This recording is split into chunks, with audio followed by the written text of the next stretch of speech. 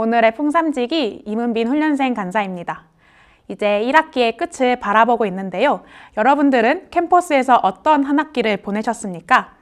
혹시 학기를 시작하며 다짐했던 것들이 있으십니까?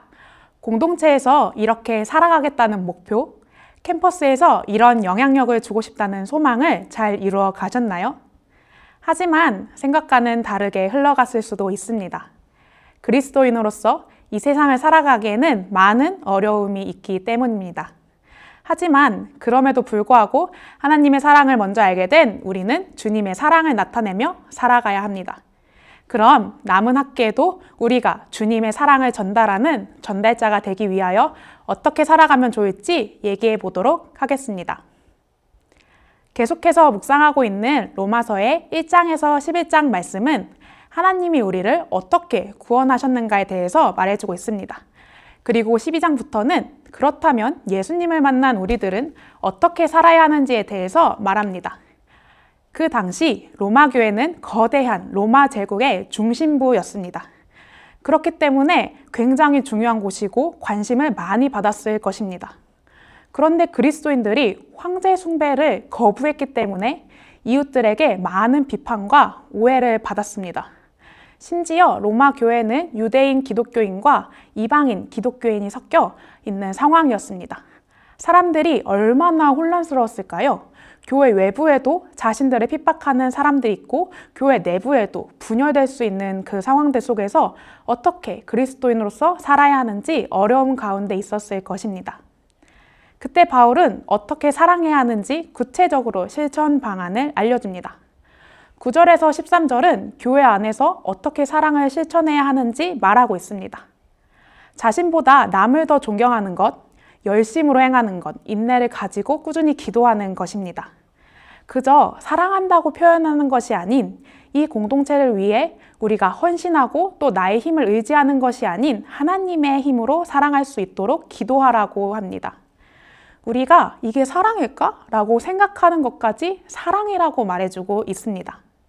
말로만 사랑하는 것이 아닌 행동으로 실천할 것을 얘기해주고 있습니다. 14절에서 21절은 공동체 밖에서 나타내야 하는 사랑, 즉 우리가 세상에서 나타내야 하는 사랑에 대해서 말합니다. 그것은 핍박하는 자들을 축복하는 것, 저주하는 자들에게 복을 빌어주는 것, 낮은 곳에 섬기는 것, 원수에게 원수를 갚지 않는 것입니다. 그리고 그것을 모두 하나님께 맡기며 하나님이 모두 갚아주신다고 말합니다. 악을 악으로 싸우지 말고 선으로 악을 싸우는 자가 되라고 도전합니다. 이것들은 정말로 세상에서 생각하는 것과 다른 행동입니다. 그렇기 때문에 이 사랑이 더욱 쉽지 않습니다. 누가 자신을 박해하는 사람을 축복하고 낮은 데 처하는 것을 스스로 자처하며 원수를 갚지 않겠습니까? 하지만 바울은 이렇게 사랑하라고 말하고 있습니다. 왜냐하면 이것이 그리스도인들이 해야 하는 사랑의 방식이기 때문입니다. 손해본다는 생각이 들고 나에게는 정말로 이익이 되지 않을 것이라고 생각이 들지만 우리는 이렇게 해나가야 합니다. 왜냐하면 예수님이 이러한 사랑을 보여주셨기 때문입니다. 예수님은 우리의 죄를 모두 용서해 주셨습니다. 악으로만 가득 찼던 우리를 선한 예수님의 사랑에 주셨습니다. 우리는 이러한 사랑을 닮아야 합니다. 여러분, 생각만 해도 이걸 할 수 있을지 갑갑하죠? 그렇기 때문에 하나님께 맡기라고 한 것입니다. 우리의 힘으로는 사랑할 수 없기 때문입니다. 저도 이러한 사랑을 이해하는데 오랜 시간이 걸렸고 저의 힘으로는 할 수 없었습니다. 저는 학생 때 순장의 삶을 살며 많은 것을 깨달았습니다. 정말로 말을 듣지 않는 순원이 있었습니다. 순모임에 매번 지각을 하고 잠수 타는 일이 흔하고 만나도 순모임을 하고 싶지 않고 놀고만 싶어하는 순원이었습니다. 이건 나에게도 예의가 아니지 않나? 내가 이러한 부분까지 사랑해야 하나? 참고 인내해야 하나? 라는 고민이 있었습니다. 하지만 하나님은 포기하지 말라는 마음을 부어주셨습니다. 예수님이라면 어떻게 하셨을까? 라는 고민을 정말 수도 없이 했었습니다. 매일 밤 그 친구를 위해 기도했고 어떻게 하면 더 사랑을 느낄 수 있을지 고민하고 선물을 사가고 편지를 썼습니다.